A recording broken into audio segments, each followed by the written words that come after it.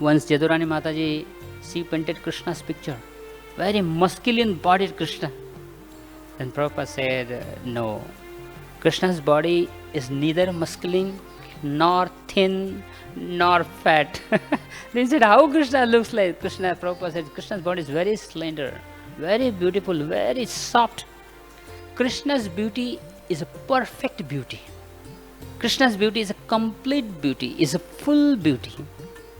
Actually, Krishna's beauty is a benchmark for to compare all other beauties.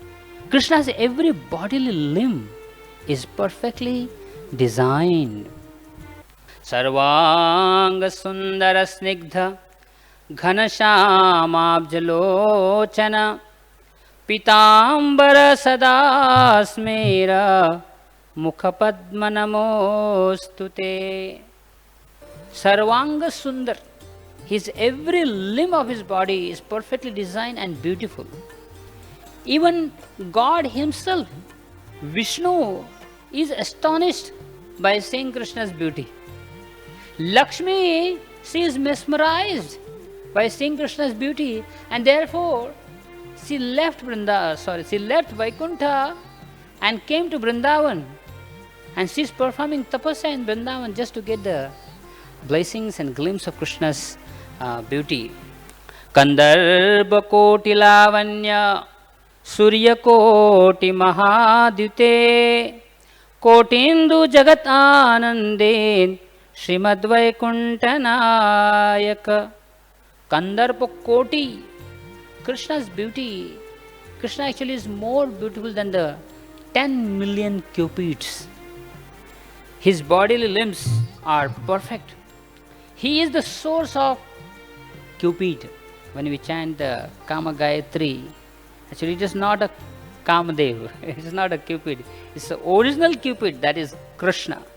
So, Krishna's body is like a blue sapphire, like a blue column, like a blue pillar.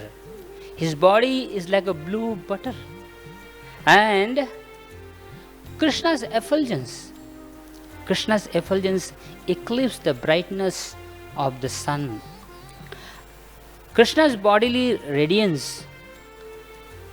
Actually, when some gopis, they would think in their mind that because we keep our pots of butters in a place where Krishna can easily find out, let us keep all these pots in a dark room where there is no light or there are no lamps. But as soon as Krishna would enter in that room, immediately with his bodily effulgence, the whole room was illuminated, and he would easily find out these butter pots. So Krishna's bodily effulgence is brighter than sun's effulgence. Krishna's lotus feet, beautiful. Shastra explains, those who meditate and serve the lotus feet of Krishna, they will be bestowed upon the good fortune. All the auspiciousness will arrive in their life. Krishna's lotus feet are cooling than the moon. And then Acharyas explain that at the lotus feet of Krishna there is a confluence of 3 rivers: Ganga, Ganges, Jamuna and Saraswati. The top side of Krishna's lotus feet is like a blackish, like Yamuna. And the toenails of Krishna are as white as Ganges water. And the soles of the lotus feet of Krishna, they are like reddish or red like the river Saraswati. So in this way we find the confluence of 3 rivers at the lotus feet of Krishna. Krishna's lotus feet are more cooling than the moon which is at the head of Lord Shiva. Krishna's lotus feet are more cooling than the sandalwood paste and also the camphor powder. Moon god, because of the fear of Krishna's darkness of his lotus feet, he takes the shelter of the Krishna's nails, beautiful fingernails, sorry, toenails. So, and Shastra explains the radiance which is coming out from the Krishna's toenails, that becomes a Brahma Jyoti. So whatever people are attracted to this Brahma Jyoti, that is just a small rays coming out from Krishna's toenails. And then Acharyas explain Krishna's heels, the rear portion of his Krishna's feet. The Krishna's heels are more glossy or globules of beauty. Krishna's heels are like tamal leaf cup, like a tamal leaves cup, which is filled with honey. And whoever tastes that honey even once, at once that person starts spinning in intoxication. That is the nectar of Krishna's lotus feet. Just like a swan, the community of swans, they never give up the association of lotus flower in river Jamuna. So similarly, the devotees of Krishna, they never give up the association or the shelter of Krishna's lotus feet. So when Krishna sees that what is there in my lotus feet, I also want to experience that. But being a grown-up boy, he cannot taste his own lotus feet. So Krishna becomes a small, tiny infant baby. So Shastra explains, Kararavinde napadarvindam mukharavinde viniveshayantam vatasya patra saputeshayanam balam mukundam manasa smarami. Markandeya Rishi sees this darshan. Krishna as an infant baby lying on a banyan leaf and trying to suck his own toe. Because he says, what is that nectar in my lotus feet? So he is trying to suck his own lotus feet. Mother Earth, Bhumi Devi, she becomes so pleased. She goes in ecstasy whenever there is a touch of Krishna's lotus feet on her body. So she decorates her body with the footprints of Krishna. And it is explained that Mother Earth, Bhumi, has a fragrance. So this fragrance, where does she get the fragrance?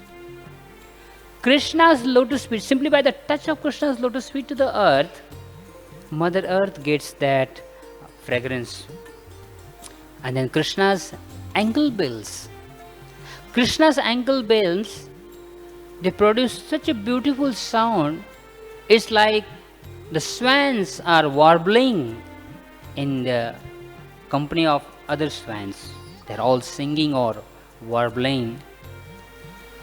Krishna's legs are like a banana trunk. Krishna's legs are like a blue column. Krishna's knees are so beautiful.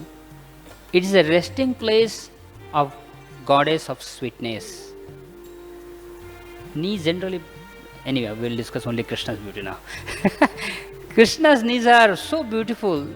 They are like a sitting place for goddess of beauty. Krishna's thighs, they are strong, glossy and beautiful, and it borders at the hips and tapering towards the knees. And Acharya writes, Krishna's hips and Krishna's thighs are a playground for a Cupid's dance. This is a playground for Cupid's dance. Krishna's waist is very thin, and Krishna's body is like a damru. For defeating Lord Shiva, Kamadev is given this damru. by Brahmaji. So Damru has a X shaped, letter X. So Krishna's chest is broad, his hips are broad, and the middle part, the waist, is very slender. It's like a Damru. The upper portion is broad, lower portion is broad, and the middle is slender. It's like a Damru. With that beauty, Kamadev defeats or Kamadev breaks the meditation of Lord Shiva, and is specially recommended to meditate on Krishna's hips, Krishna's waist. Because Krishna's waist is like a mortar, like a sapphire mortar, which grinds the minds of all the devotees. It grinds and removes that husk from the wheat. The grinding mortar removes the husk. And what is that husk? Is unwanted material desires from the devotees' hearts. Therefore, it is recommended to meditate on Krishna's hips. Krishna's hips is again the playground for the Cupid's dance. Krishna's waist is very thin. By seeing the Krishna's waist, lions, they become afraid, they become fearful. They think in their mind, we may lose the glories of our thin waist. And therefore, in that fearful situation, they run away and hide themselves in the caves of the Himalayas.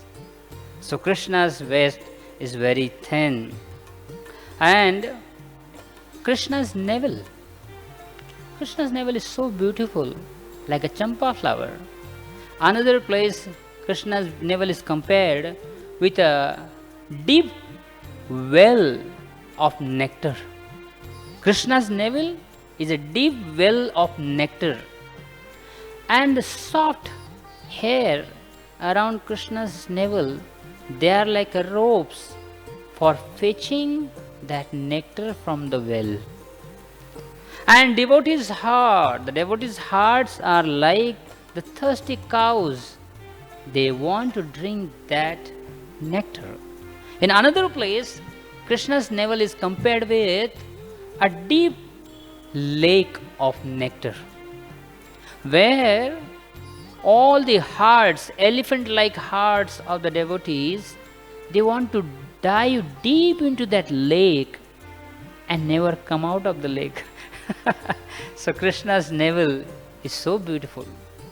Bali Maharaj, he glorifies and praised Lord Brahma, Vamandev's lotus feet, where Ganga is emanating from. So Acharya says that Vamandev is glorified by one Bali, but Krishna has 3 lines on his abdomen. 3 lines, Bali means lines. So Krishna has 3 Balis or lines on his abdomen. So Krishna is glorified by 3 Bali Maharaj. And Krishna's these 3 lines on his abdomen, they are so beautiful. Krishna's abdomen is as beautiful as a newly grown up or newly sprouted lotus leaf, or a banana leaf, or a blue lotus petals. So Acharya explains this. And Krishna's chest. On the right side of Krishna's chest, there is a Srivastha. Srivastha resides on the right side of Krishna's Krishna's chest, and Lakshmi Devi resides on the left side of Krishna's chest. And around neck of Krishna, there is a garland of wild forest flowers, and also Tulsi garland, also Gunjamala. All these garlands are around Krishna's neck, and they are playing with Srivatsa and Lakshmi Devi. All these garlands, they are jumping and playing with Srivatsa and Lakshmi. And in between, around his neck, there is pearls of necklace and also amulet. Amulet means tajib. What is tabiz, amulet. So there was one confluence of these 3 rivers, Ganga, Yamuna and Saraswati at the lotus feet of Krishna, isn't it? We discussed that. So there is another confluence of these three rivers at the chest of Krishna. So that pearl's necklace is as white as Mother Ganga. Krishna's hairs on his chest, they are like blackish like Yamuna, and the amulet which is red in color, that is like Mother Saraswati. So there is another confluence at the chest of Krishna, Ganga, Jamuna and Saraswati. Krishna's arms are so beautiful, like a sapphire post, which are bound at the shoulder, and these two arms of like a blue sapphire, they are like a two swings for Rati and Kamadev. Krishna's two arms are compared with sweet mad elephants. These mad elephants, when they enter into the peaceful lake, they destroy all the lotus flowers. And Acharya compares this peaceful lotus lake with chaste woman. So, when mad elephant enters in the lake, it destroys all the lotus flowers within.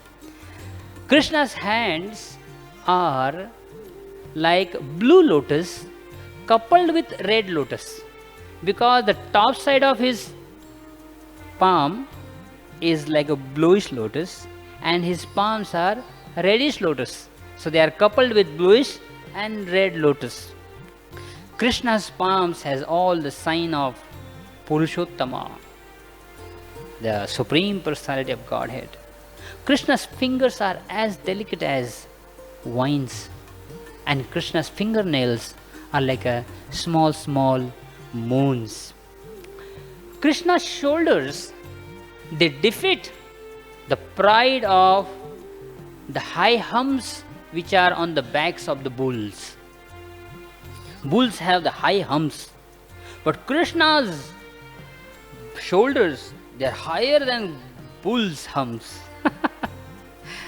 And one Acharya says that actually it is not because he is the Supreme Person or is the Purushottama, it is because he is associating very intimately with his devotees. Therefore he has that broad shoulders.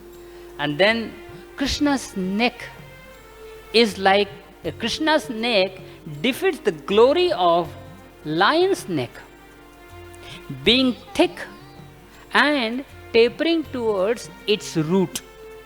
It creates like a round play throne for his curly locks or curly beautiful hair.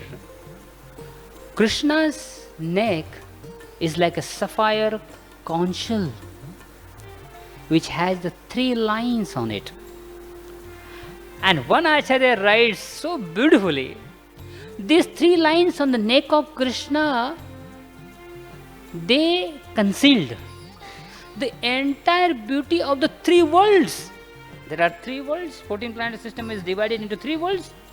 Whatever beauty is there in the 3 worlds, that beauty is concealed within the 3 lines of Krishna's neck. This is our Acharya's ecstasy.